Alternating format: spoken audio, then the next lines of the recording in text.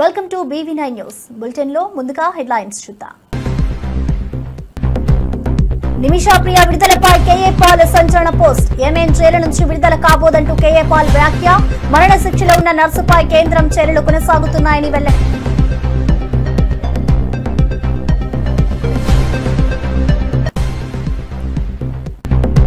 హరిహర వీరమల్లుపై కారుమూరి సునీల్ సంచలన వ్యాఖ్యలు. ప్రభుత్వం వచ్చింది, కావాల్సిన రేట్లు పెట్టుకుంటున్నామని గొప్పగా సాధించుంటూ చెప్తున్నారని వ్యాఖ్యలు. సినిమాల సంగతి సరే, మరి రైతుల పరిస్థితి ఏంటని ప్రశ్నించిన కారుమూరి.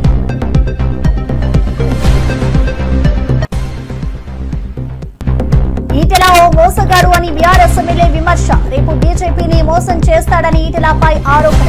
చీటర్ అంటూ ఈటెలపై ఆగ్రహం వ్యక్తం చేసిన కౌశిక్.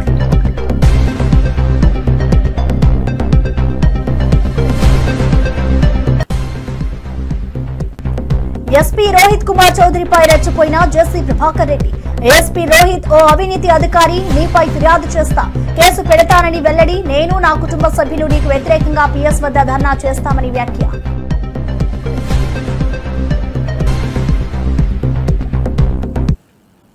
తెలంగాణ రాజకీయాల్లో కొత్త మలుపు. ఈటెల రాజేంద్రపై ఎమ్మెల్యే పాడి కౌశిక్ రెడ్డి తీవ్ర విమర్శలు చేశారు.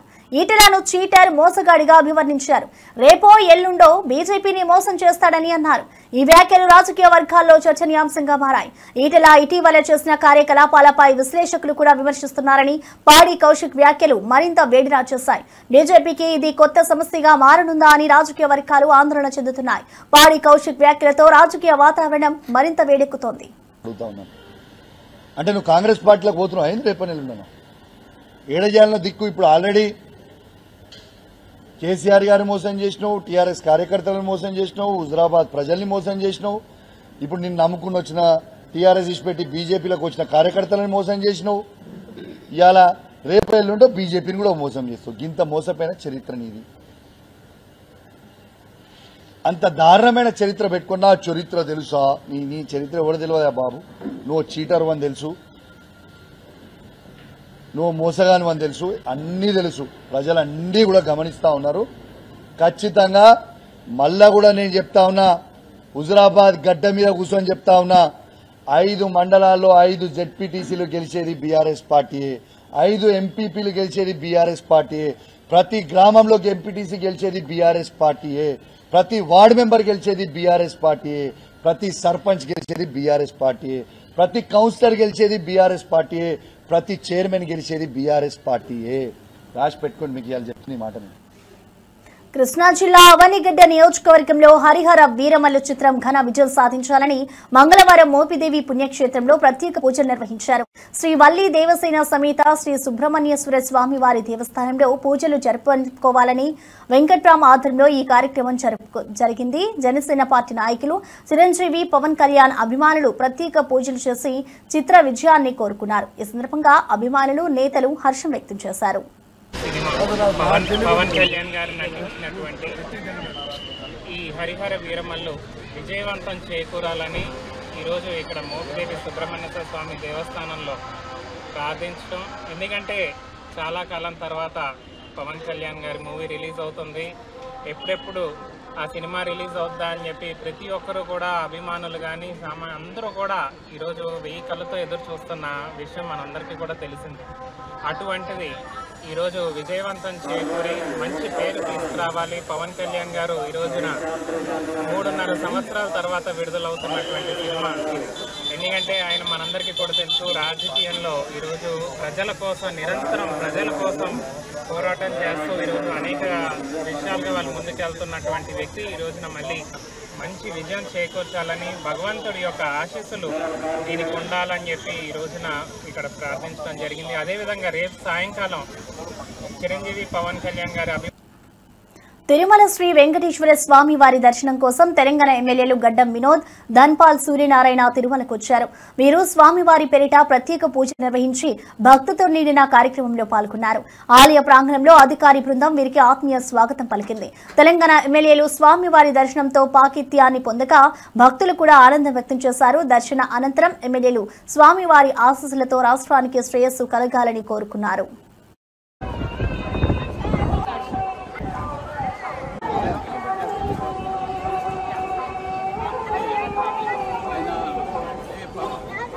ఓం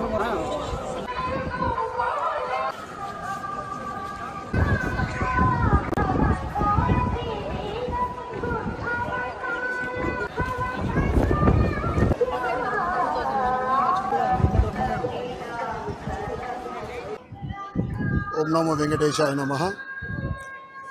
ఆ ఏడుకొండల వాడి ఆశీర్వాదంతో ఇరు రాష్ట్రాల తెలుగు ప్రజలు సుఖ సంతోషాలతో ఉండాలని, ఇప్పుడు ఏదైతే వర్షాకాలంలో రైతుకు అనుకూలమైన వర్షాలు, అతివృష్టి కాకుండా అనావృష్టి కాకుండా మంచి పంటలు పండించాలని, రైతు బాగుంటే మనం బాగుంటాం, దేశం బాగుంటుంది. అదేవిధంగా ఏదైతే తెలంగాణలో ప్రభుత్వం ప్రవేశపెట్టిన, ముఖ్యంగా పేదలకు ప్రవేశపెట్టిన పథకాలన్నీ కూడా అమలు అయ్యే విధంగా ఆ స్వామివారి ఆశీర్వాదం ఉండాలని కోరుకుంటూ మరొక ప్రముఖ తెలుగు నటుడు నందు తిరుమలలో శ్రీవారి దర్శనం చేసుకున్నారు. టీటీడీ ఆలయంలో ప్రత్యేక పూజలతో ఆయన భక్తులను ఆనందభరిత క్షణాల్లో ముంచేశారు. నందు దర్శనంతో ఆలయంలో సందడి నెలకొంది. ఆయన ఈ సందర్భంగా మీడియాతో మాట్లాడి శ్రీవారి దర్శనం తన జీవితంలో ఎంతో ప్రత్యేకమని అభివర్ణించారు.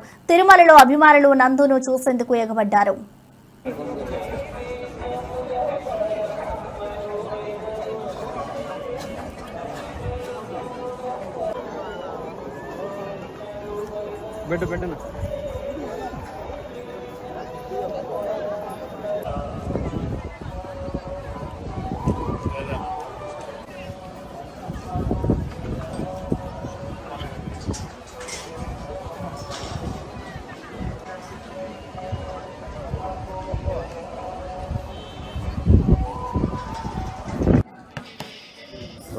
అందరికీ నమస్కారం. నేను మీ నందు. తిరుమల దర్శనానికి వచ్చాం, వెంకటేశ్వర స్వామి దర్శనానికి. చాలా కాలం తర్వాత నేను ఇక్కడ రావడం జరిగింది. అండ్ ఇక్కడికి వచ్చిన తర్వాత నేను గమనించింది ఏంటంటే, ఏర్పాట్లు కానీ ఇక్కడ కొత్త సిస్టమ్ ఏ రకంగా అయితే సామాన్యులందరికీ ఖచ్చితంగా దర్శనం కలిగేలాగా, ఇబ్బంది కలగకుండా సామాన్యులందరూ వచ్చి దర్శనం చేసుకునే దానికి వీలుగా చేసినటువంటి కొత్త ఏర్పాట్లు నిజంగా అద్భుతం అనే చెప్పాలి. చైర్మన్ గారికి, ఈఓ గారికి, అడిషనల్ ఈఓ గారికి స్పెషల్లీ థ్యాంక్స్ ఫర్ దాట్. ఎటువంటి ఇంతకుముందు కంపారిజన్ అని కాదు కానీ, ఎటువంటి ఎవరైనా సరే దేవుడి ముందు సామాన్యులే, అందరికీ ఒకే రకమైనటువంటి ప్రయారిటీ ఇవ్వటం, అందరికీ ఒకే రకమైనటువంటి ఈక్వల్ ఫెసిలిటీస్ కల్పించడం అలా చేస్తున్నారు. కాబట్టి చాలా చాలా సంతోషం. అండ్ నా చేతిలో చూస్తున్నారు కదా ప్రసాదాలు, అద్భుతంగా ఉన్నాయి. వచ్చినప్పుడు ఖచ్చితంగా ప్రతి ప్రసాదం తీసుకునే ప్రయత్నం చేయండి. దండోరా అని ఒక సినిమా చేస్తున్నాను, అనౌన్స్ చేశారు. నేను మన శివాజీ గారు, నా ఫాదర్ క్యారెక్టర్ చేస్తున్నాను శివాజీ గారు, ఆ సినిమా చేస్తున్నాను. తర్వాత నేనే ప్రొడ్యూస్ చేసినటువంటి ఒక సినిమా ఒక పెద్ద బ్యానర్లో రిలీజ్ అవబోతుంది, వాళ్ళు అనౌన్స్ చేస్తారు. అంబేద్కర్ కోనసీమ జిల్లా అమలాపురం రూరల్ మండలం జనిపల్లిలో నల్ల త్రాచుపాము కలకలం సృష్టించింది. ఈ భారీ పాము కోళ్ల పెట్టలోకి దూరి 4 కోళ్లను మింగేసింది. సమాచారం అందుకున్న స్నేక్ క్యాచర్ గణేష్ వర్మ వేగంగా అక్కడికి చేరుకుని పామును డబ్బాలో బంధించాడు. పాము మింగిన కోళ్లను కక్కించడంతో స్థానికులు ఊపిరి పీల్చుకున్నారు. పామును సురక్షిత ప్రాంతంలో విడిచిపెట్టడం జరిగింది. బాల్యోగి స్టేడియం వెనకాల జనపల్లి గ్రామం మారిచెట్టి నాగభూషణం గారి ఇంటికి పాము వచ్చిందని సమాచారం వచ్చిందండి. సమాచారం మేరకు నేను అక్కడికి వెళ్ళానండి. వెళ్ళటంతో ఒక పాము వచ్చి ఒక బాత్రూంలో 4 కోళ్లు మేపుతున్నారండి. కోళ్లు అందులో పెంచడంతో పాము లోపలికి వెళ్ళటం చూసి ఆ ఇంటికి ఆవిడ వెంటనే తలుపేసేయటం జరిగింది. తలుపేసిన వెంటనే ఈ పాము వచ్చి 4 కోళ్ళని కూడా 4 కోడి పిల్లలండి, అయ్యి కోడి పిల్లలను కూడా మింగేయటం జరిగింది. మింగేసి ఆ పాము డోర్ వేసేయటం వల్ల ఎటు రాలేక, అంటే చిన్న బెజ్జం ఉందండి, ఆ కోళ్ళు మింగటం వల్ల ఆ బెజ్జంలో దూరపోవటం వల్ల ఆ కోళ్ళని వెంటనే అక్కడ కక్కేసిందండి. కక్కేసి వెంటనే నేను సమాచారం మీదకి వెళ్ళి తలుపు తీసి చూసిలోకి ఈ 4 కోళ్ళని చంపేసి కక్కేసి వదిలేసిందండి. వెంటనే ఆ పావును పట్టుకుని సురక్షితమైన ప్రాంతంలో విడిచిపెట్టామండి. అలాగే ఈ వర్షాలకి వరదలకి కూడా పాములన్నీ కూడా ఈ మెరక ప్రాంతాలకి అలాగే ఇళ్లలోకి ఎక్కువ వచ్చేస్తూ ఉంటాయి.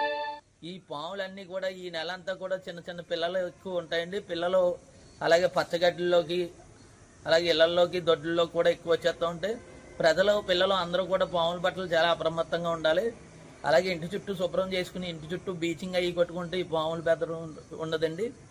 దయచేసి ప్రజలందరూ కూడా ఈ పాముల పట్ల అప్రమత్తంగా ఉండండి. అండి, నా పేరు స్నేక్ క్యాచర్ వర్మ అండి. అలాగే బాల్యోగి స్టేడియం వెనకాల జనపల్ల గ్రామం మారిచెట్టి జెసి ప్రభాకర్ రెడ్డి ఎస్పీ రోహిత్ కుమార్ చౌదరిని తీవ్రంగా విమర్శించారు.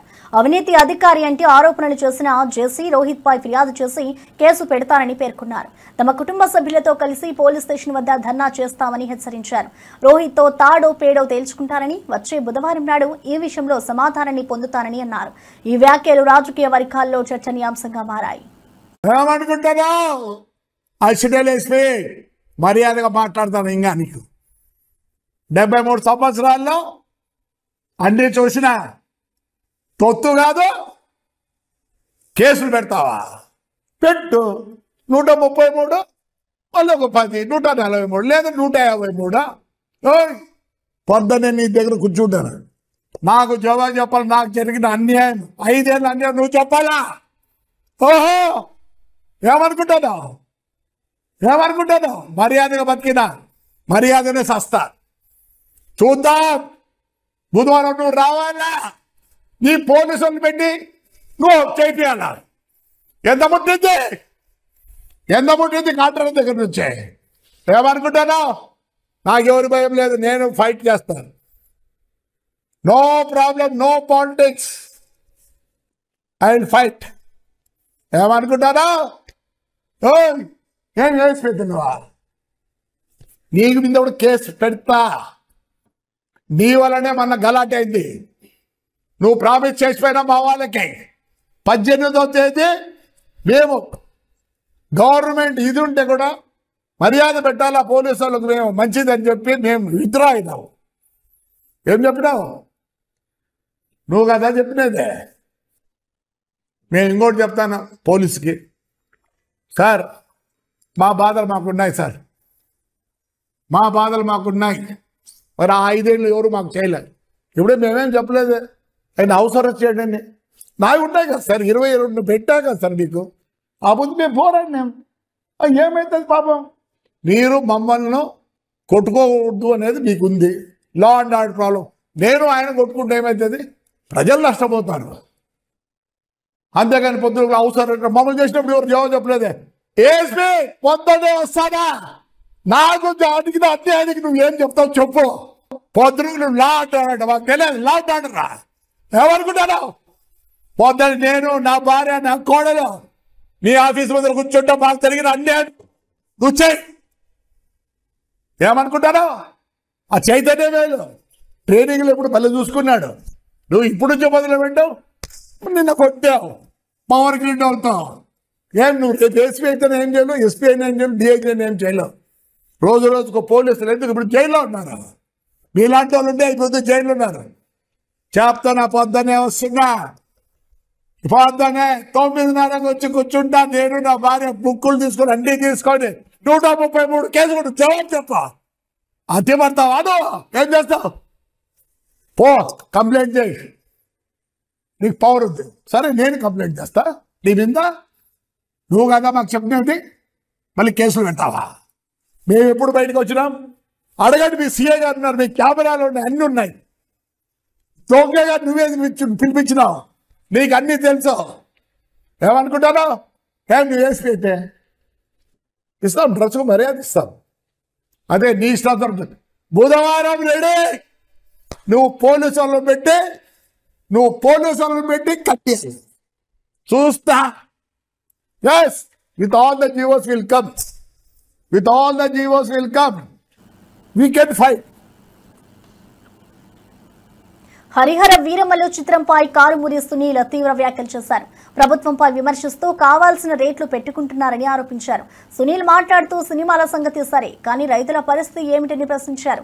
మీ సినిమా టికెట్లు అమ్ముకుంటే ఎవరి కడుపు నిండుతుందంటూ తీవ్ర వ్యాఖ్యలు చేశారు. ఈ వ్యాఖ్యలు సినీ పరిశ్రమలో చర్చనీయాంశంగా మారాయి. Harihara Veeramallu cinema audio function లో ఆయన మాట్లాడుతున్నారు. మన ప్రభుత్వం వచ్చింది, మనకు కావాల్సిన రేట్ పెట్టుకుంటున్నాము అని చెప్పి ఏదో పెద్ద గొప్పగా ఏదో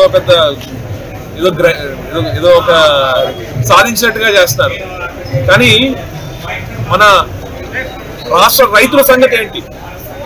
మరి ఈ మండలంలో, ఈ నియోజకవర్గంలో మరి కోకో రైతులు నష్టపోతున్నారు గిట్టుబాటు ధర లేక. మరి అలానే ఆయిల్ పామ్ రైతులు ఇబ్బందులు పడుతున్నారు, టొబాకో రైతులు ఇబ్బంది పడుతున్నారు. మరి ప్రతి ఒక్క రైతులు ఇబ్బంది పడుతున్నారు. ఎక్కడ రైతు బంధు అన్నారు, ఎక్కడ రైతు బంధు? ఎక్కడ రైతుల్ని ముంచేసి రైతులకు కావాల్సింది చేయకుండా మీ సినిమా టికెట్లు గొప్ప, ఎవరి కడుపు నిండుతుంది? మీ సినిమా టికెట్లు అమ్ముకుంటే మీ కడుపు నిండుతుంది, మరి రైతుల కడుపు ఎవరు నింపుతారు? కాబట్టి మీరంతా కూడా రైతులకు చేయండి, సామాన్య ప్రజల కోసం మీరు చేయండి, కానీ కేవలం పెద్ద పెద్ద కంపెనీల కోసము లేకపోతే సినిమా వాళ్ళ కోసము ఈ ప్రభుత్వం రాలేదు. సామాన్య ప్రజలు బాగోగుల కోసం ఈ ప్రభుత్వం పనిచేయాలని చెప్పి వైఎస్ఆర్ కాంగ్రెస్ పార్టీ తరఫున డిమాండ్ చేస్తారు. పవన్ కళ్యాణ్ గారు నిన్న సినిమా పేరు హరిహర వీరమల్లు. జగిత్యాల జిల్లా బీర్పూర్ మండలంలో వృద్ధ దంపతులు చంద్రయ్య లక్ష్మీబాయి దారుణ పరిస్థితిలో ఉన్నారు. సతీష్ అనే మనవడు వారి ఇంటిని తన పేరు మీద రిజిస్ట్రేషన్ చేయించాలని వేధిస్తున్నాడు. రిజిస్ట్రేషన్ చేయకపోతే ఇంటి నుంచి గెంటిస్తానని బెదిరించాడు. దిక్కుతోచని స్థితిలో ఉన్న వృద్ధులను కుమార్తె మంజుల తన ఇంటికి తీసుకెళ్లింది. దీంతో సతీష్ అత్త మంజుల ఇంటిపై దాడి చేశాడు. ఈ పరిణామాలతో దంపతులు స్థానిక పోలీసులకు ఫిర్యాదు చేశారు. బీజేపీ రాష్ట్ర అధ్యక్షులు రామచంద్రరావు గారి వైఖరి బీసీలకు వ్యతిరేకంగా కనిపిస్తున్నది. తెలంగాణ బీజేపీ అధ్యక్షుడు రామచంద్రరావు బీసీలపై వ్యతిరేక వైఖరి చూపుతున్నారని ప్రభుత్వ విప్ ఆది శ్రీనివాస్ ఆరోపించారు. బీసీ రిజర్వేషన్ అంశంలో సీఎం రేవంత్ రెడ్డి చిత్తశుద్ధిని ప్రశ్నించే హక్కు బీజేపీకి లేదన్నారు. మైనారిటీ రిజర్వేషన్ల ద్వారా బీసీలకు అన్యాయం చేయడానికి బీజేపీ ప్రయత్నిస్తుందని విమర్శించారు. బీసీ రిజర్వేషన్ల విషయంలో ప్రధాని మోదీని రామచంద్రరావు నిలదీయాలని డిమాండ్ చేశారు. ఈటెల ధర్మపురి అరవింద్ ఎందుకు స్పందించట్లేదని ప్రశ్నించారు. బీసీలకు 42% రిజర్వేషన్ల కోసం కులగణన చేసి చట్టం చేసి గవర్నర్కు పంపారు. 9వ షెడ్యూల్లో చేర్పించాల్సిన బాధ్యత కేంద్రానిదేనని ఆది శ్రీనివాస్ పేర్కొన్నారు. బీసీలకు రిజర్వేషన్ రావద్దని కోరుకుంటున్నట్టుగా ఆయన వైఖరి కనిపిస్తా ఉంది. తెలంగాణ రాష్ట్రంలో మాట్లాడుతున్నప్పుడు బీసీల రిజర్వేషన్ ఆహ్వానిస్తున్నామని చెబుతూనే ఢిల్లీకి వెళ్లగానే బీసీల వ్యతిరేకిగా మారుతూ ఈరోజు మా చిత్తశుద్ధి గురించి మాట్లాడుతున్నాడు. మా చిత్తశుద్ధిని మీరు శంకించవలసిన అవసరం లేదు. మా గౌరవ ముఖ్యమంత్రి రేవంత్ రెడ్డి గారి ఆలోచన విధానాన్ని మీరు తప్పుపట్టవలసిన అవసరం లేదు. రాజకీయ కోణంలో చూస్తూ ముస్లిం రిజర్వేషన్ అడ్డు పెట్టుకుని బీసీలకు అన్యాయం చేయాలని చూస్తుంది భారతీయ జనతా పార్టీ. రామచంద్రరావు గారు కూడా బీజేపీ రాష్ట్ర అధ్యక్షుడు హోదాలో ప్రధానమంత్రిగా నిలదీయాల్సినటువంటి అవసరం ఉందని మాట ఈ సందర్భంగా చెప్తా ఉన్నాం. ఈరోజు బీజేపీలో ఉన్నటువంటి బీసీ నేతలు ఈ అంశంలో మాట్లాడాల్సిన అవసరం ఉంది. ఎంపీలో ఉన్నటువంటి ఈటల రాజేందర్ గారు, ధర్మపురి అరవింద్ ఏం చేస్తున్నారో చెప్పిన మాట సందర్భంగా. సిపిఐ నేత నారాయణ పహల్గాం పర్యటనలో కేంద్ర ప్రభుత్వంపై తీవ్రమైన విమర్శలు చేశారు. పహల్గాం విషాద ఘటనకు కేంద్రం నిర్లక్ష్యమే కారణమని అన్నారు. ఆపరేషన్ సింధూర్ విషయంలో అనేక అనుమానాలు ఇంకా నివృత్తి కావాలని పేర్కొన్నారు. పహల్గాం ఉగ్రదాడి, ఆపరేషన్ సింధూర్ అంశాలను పార్లమెంట్లో చర్చించి సమగ్ర విచారణ జరగాలని నారాయణ డిమాండ్ చేశారు. సింధూర్ ట్రైనింగ్ పోవాలంటే దాడులు మొత్తం చేశారు. వర్షాలు ఎక్కువైనాయి. ఎక్కడైతే కాల్పులు చేశారో అక్కడ చూడడానికి కుదరలేదు. అదే పెద్ద విషాదం. అయితే ఈ విషయం టోకన్ ఉన్న వాళ్ళంతా మాట్లాడతారు. ఆ పహల్గాంలో జరిగినటువంటి ఘటన, ఆ సింధూర్ పార్క్ ఘటన చూసినప్పుడు తగినంత శ్రద్ధ కేంద్ర ప్రభుత్వం చూసుకోలేదు. దాదాపు 60-70 లక్షల మంది జనాభాకు 7 లక్షల మంది ఆర్మీ మొత్తం ఆడబెట్టా ఉంది. ప్రతి 200 గజాలకు ఒక క్యాంప్ ఉంది. అంత ఇంటెన్సివ్ గా ఉండే చోట మన పిలికల్స్ అంతా ఉంటే అక్కడ వచ్చి విచ్చలవిడిగా కాల్చిపోయేసి 20 మంది కాల్చేసి అందులో నవ్వద్దు వేసేసారు. ఇవన్నీ చూసినప్పుడు సైన్ శ్రద్ధ తీసుకోవలేదని అభిప్రాయం లోకల్కి అందరికీ ఉంది. ఆ తర్వాత జరిగిన ఘటన పైన కూడా సింధూర్ యాక్షన్ ప్లాన్ తీసుకున్నటువంటి దానిపైన అనేక మందికి అనుమానాలు ఉన్నాయి. అంటే ఈ అనుమానం నివృత్తి కావాలంటే పార్లమెంట్లో చర్చ జరగాలి. ఏం జరిగింది అక్కడ దాన్ని చెప్పాలి. పార్లమెంట్లో చర్చ జరగకుండానే అమరావతి రాజధాని నిర్మాణం పునఃప్రారంభమైందని మంత్రి నారాయణ తెలిపారు. 360 ట్రంక్ రోడ్లకు సంబంధించిన టెండర్లు ఇప్పటికే పిలిచినట్లు పేర్కొన్నారు. 1500 కిలోమీటర్ల లేఅవుట్లకు సంబంధించిన టెండర్లు సైతం పూర్తయ్యాయని చెప్పారు. 2014-19 కాలంలో టెండర్ పనులను గత ప్రభుత్వం నిలిపివేసిందని విమర్శించారు. ప్రస్తుతం అన్ని పనులు వేగంగా కొనసాగుతుండటంతో అమరావతి అభివృద్ధి దిశగా అడుగులు పడుతున్నాయని వెల్లడించారు. అక్కడ సివరేజ్ వాటర్ కానీ, డ్రింకింగ్ వాటర్ కానీ, ఎలక్ట్రికల్ లైన్స్ కానీ, వాకింగ్ పాత్స్ కానీ, సైక్లింగ్ పాత్స్ కానీ అన్నీ ఇంటిగ్రేటెడ్గా యాక్చువల్గా అవి వేగవంతంగా వర్క్స్ జరుగుతున్నాయి. అదేవిధంగా లేఅవుట్స్కు సంబంధించి దాదాపు 1500 కిలోమీటర్స్ లేఅవుట్స్ టెండర్స్ కూడా ఆల్మోస్ట్ అన్నీ అయిపోయినాయి. ఆ వర్క్ కూడా టేకాఫ్ అయింది. అదేవిధంగా ఏదైతే అధికారుల కోసంగా 4000 హౌసెస్ 2014-19లోనే టెండర్లు ఇచ్చి ఆ వర్క్స్ టేకప్ జరిగింది. అయితే గత ప్రభుత్వం ఆపేసింది. అయితే వాటిని మళ్ళీ ఈ ప్రభుత్వం రాగానే ఉన్న లీగల్ హర్డిల్స్ అన్నింటినీ ఎటువంటి ఇబ్బంది లేకుండా ఓవర్కమ్ చేసి ఆ వర్క్స్ కూడా టెండర్ పిలవడం జరిగింది. ఇవన్నీ వర్క్స్ అన్ని వర్క్స్ టేకప్ అయినాయి. ఇవాళ నేను జడ్జెస్ బంగ్లాసు, మినిస్టర్ బంగ్లాలు, ఐఏఎస్ ఆఫీసర్ బంగ్లాలు, తర్వాత ఐఏఎస్ ఆఫీసర్ల అపార్ట్మెంట్లు, ఈ ఎమ్మెల్యే ఎమ్మెల్సీల యొక్క అపార్ట్మెంట్ ఇవన్నీ యాక్చువల్గా పరిశీలించి అధికారులతో డిస్కస్ చేశాను. చిన్న చిన్న అంటే మ్యాన్ పవర్ ఆల్మోస్ట్ 90% పెట్టారు, ఇంకా 10% పెట్టాలి. అదేవిధంగా ఎక్విప్మెంట్ అంటే ఇప్పుడు కన్స్ట్రక్షన్ సంబంధిస్తే షంటింగ్ సామాన్ పెట్టాలి కొంత, ఇంకా ఒక 20% షార్టేజ్ ఉంది. అది కూడా ఈ నెలాఖరు పెడతామన్నారు. దానికి సంబంధించిన లేబర్ ప్రపోర్షనేట్ కూడా ఈ నెలాఖరు చేస్తామన్నారు. ఈరోజు తీసుకుంటే అమరావతి క్యాపిటల్ సిటీలో ఎమ్మెల్యేలు ఎమ్మెల్సీలకి దాదాపు 12 టవర్లు 288 హౌసెస్ కడుతున్నాం, 288 అపార్ట్మెంట్స్, 12 టవర్లు. అదేవిధంగా ఆల్ ఇండియా సర్వీసెస్ ఆఫీసర్స్కి, ఐఏఎస్ ఆఫీసర్స్కి, వాళ్ళకి ఐపీఎస్ ఆఫీసర్లకి 6 టవర్లు, 144 అపార్ట్మెంట్స్. ఇవి కూడా దాదాపు అయిపోయింది. మనం అక్కడే ఉన్నాం, ఇప్పుడు మనం ఉండేది అక్కడే, ఫినిషింగ్ కూడా అయిపోయింది. ఇంటర్నల్గా కొంత ఫర్నిచర్ని దాన్ని సెర్చ్ చేస్తున్నారు. అదేవిధంగా ప్రిన్సిపల్ సెక్రటరీస్ తీసుకుంటే 25 బంగ్లాలు, సెక్రటరీస్ బంగ్లాలు తీసుకుంటే 90, అదేవిధంగా జడ్జెస్ బంగ్లాస్ తీసుకుంటే 36, మినిస్టర్స్ బంగ్లాస్ తీసుకుంటే 35. జగదీప్ ధన్కడ్ ఉపరాష్ట్రపతి పదవికి రాజీనామా చేయడంతో కాంగ్రెస్ ఎంపీ చామల కిరణ్ కుమార్ రెడ్డి తీవ్ర దిగ్భ్రాంతి వ్యక్తం చేశారు. ఉదయం సభలో జగదీప్ ధన్కడ్ దేశ భవిష్యత్ కోసం పార్టీలకు అతీతంగా విభేదాలను పార్లమెంటు బయట వదిలిపెట్టాలని సూచించినట్లు తెలిపారు. ధన్కడ్ నిర్మాణాత్మక మార్గంపై మంచి సందేశం ఇచ్చిన వ్యక్తి అని కీర్తించారు.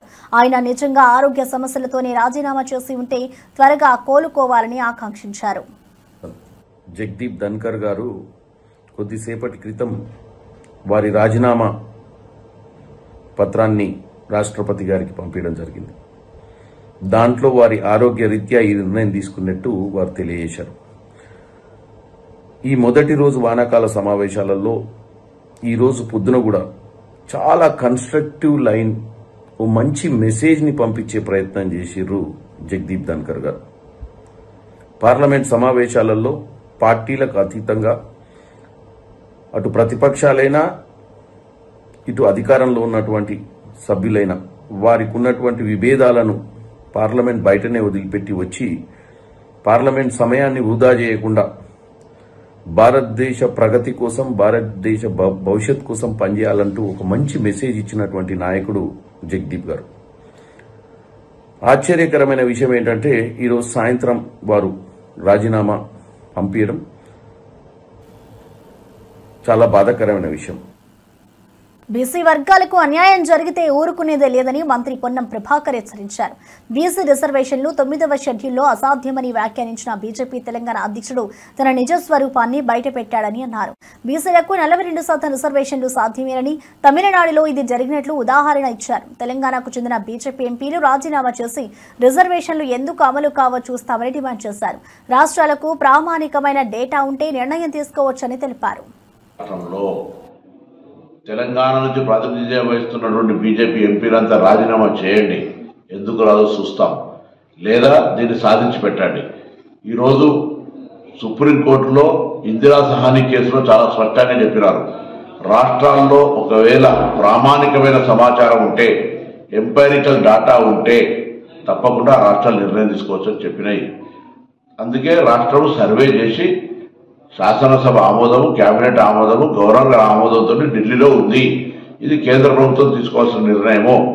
తప్పకుండా రాష్ట్ర ప్రభుత్వం కట్టుబడి ఉంది. 42% రిజర్వేషన్లకు ఎట్లయినా బరాబర్గా అధికారికంగా అమలు చేస్తాం. ఆనాడు మండల్ కమిషన్ చేస్తే కమండల్ అన్నది మీరే. ఇవాళ మళ్ళీ మీ యొక్క వక్ర బుద్ధిని ఈరోజు మళ్ళీ బీసీలపై కుట్రలు చూపెడతా ఉన్నారు. దీన్ని తెలంగాణలో ఉన్నటువంటి అన్ని బీసీ వర్గాలు, కుల సంఘాలు బీజేపీ నిజ స్వరూపాన్ని గమనించి 42% రిజర్వేషన్లు ఇచ్చే ప్రక్రియలో ఆ రిజర్వేషన్ అమలు అయ్యే విధంగా కాపాడుకునే ప్రయత్నంలో మరి ముందుండాలని సందర్భంగా కోరుతూ కేంద్రం బీజేపీ జనసేన ఎమ్మెల్యే బొలిశెట్టి శ్రీనివాస్ చేసిన వివాదాస్పద వ్యాఖ్యలు ఇప్పుడు రాజకీయ వర్గాల్లో సంచలనంగా మారాయి. ఆయన రోజా గురించి జగన్పై చేసిన విమర్శలు ప్రజల్లో ఆసక్తి రేకెత్తిస్తున్నాయి. మనమేమీ మాట్లాడకపోతే ఈ రప్పారప్ప గాళ్లు రోడ్డెక్కి మాట్లాడుతుంటారు అంటూ ఆయన చేసిన వ్యాఖ్యలు ఈ వివాదాన్ని మరింత హాట్ టాపిక్ గా మార్చాయి. రోడ్లెక్కి మాట్లాడుతూ ఉంటే మనమంతా ఎక్కడున్నామో అర్థం అవట్లేదు నాకు. ఇవాళ రోజా మాట్లాడుతూ ఉంది, ఎమ్మెల్యే నా కొడుకులంట. అది ఆడదో మగదో ఎవరికి తెలియదు. అది మాట్లాడుతుంటే ఎమ్మెల్యే నా కొడుకులంటే జగన్ కూడా దాని కొడుకేనా అని అడుగుతూ ఉన్నాను నేను. మరి ఎమ్మెల్యే అంటే ఆయన కూడా ఎమ్మెల్యే కదా, చంద్రబాబు నాయుడు గారు కూడా ఎమ్మెల్యే కదా. ఆయన వయసు ఎంత, వీళ్ళ వయసు ఎంత, నా వయసు ఎంత, రోజా వయసు ఎంత? ఇలాంటి దురదృష్టకరమైన బూతులు కొంతమంది కాపుల్ని ఉసుగొల్పి వాళ్ళతోనే స్టేట్మెంట్లు. అంబటి రాంబాబు, పేరు నాని, పనికిమాల వాళ్ళంతా వచ్చి డబ్బుంటే అరెస్ట్ చేసుకోమంటున్నారు. వీళ్ళు ఒకటే వంక. వీళ్ళందరూ ఏమో ఇళ్లలోని ఆడవాళ్ళు తిట్టి, చంద్రబాబు గారిని తిట్టి, కన్నాలు వేసి, వీళ్ళందరూ ఇవాళ ఏంటంటే కక్ష సాధింపు పేరుతో మేము జైలుకి వెళ్తున్నాం, మళ్ళీ కూటమి ప్రభుత్వం కక్ష సాధిందని చెప్తూ ఉన్నారు. వేల కోట్ల రూపాయలు కుంభకోణాలు ఉన్నాయి వీళ్ళు ఒకటి వెనకాల. ఇవాళ మిథున్ రెడ్డిని అరెస్ట్ చేశారు. రాబోయే రోజులో జగన్మోహన్ రెడ్డిని కూడా అరెస్ట్ చేస్తారు. దాంట్లో ఎలాంటి ఆశ ఇది లేదు. ఎందుకంటే గజ దొంగ అతను. వీళ్ళందరూ మామూలు దొంగలు, గజ దొంగ. లిక్కర్లో మొత్తం దోచుకున్నాడు, గనులన్నీ దోచుకున్నారు, ఇసుకంతా దోచుకున్నారు. అడవి నుంచి వచ్చిన డబ్బు కూడా అమ్ముకున్నటువంటి ప్రభుత్వం ఇవాళ మళ్ళీ సంవత్సరం అయిపోయిన తర్వాత ఇక్కడ శాసనసభ్యుడు మళ్ళీ రోడ్డెక్కి అంతా మర్చిపోయారు. మనం ఇంటింటికి ఒక ఖాతా పెట్టి డబ్బు లాక్కున్నటువంటి లూటీ చేసిన వ్యక్తి అయినటువంటి కొట్టు సత్యనారాయణ కూడా ఇవాళ మాట్లాడుతూ ఉన్నాడు. ఇంతకంటే దురదృష్టం ఇంకోటి ఏమి ఉండదు. సంవత్సర కాలంలో ఎవరు మర్చిపోరు. ఇవాళ బాధితులు సంఘంగా కొట్టు యెమెన్లోని సనా జైల్లో ఉన్న భారతీయ నర్సు నిమిషా ప్రియ విడుదలకు రంగం సిద్ధమైంది. నిమిషా ప్రియ మరణ శిక్ష రద్దు చేయించిన ఘన విజయం సాధించడంలో కీలక పాత్ర పోషించిన నాయకులందరికీ కేఏ పాల్ కృతజ్ఞతలు తెలిపారు. నిమిషా ప్రియ విడుదల భారతీయులకు విశేష సంతోషం కలిగించింది. ఈ సందర్భంగా కేఏ పాల్ నిమిషా ప్రియను బయటకు తీసుకురావడం ఎంతో సంతోషకరమని, ఈ విజయానికి సహకరించిన అందరికీ రుణపడి ఉన్నామని తెలిపారు.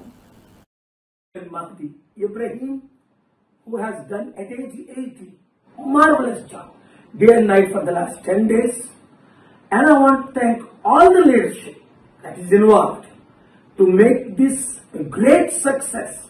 That Nimisha Priya death is cancelled.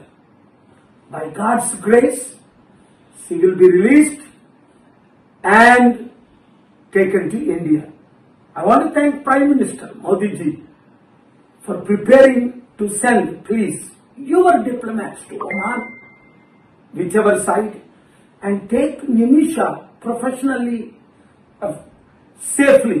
And I want to thank Nimisha's mother, who stayed so faithfully in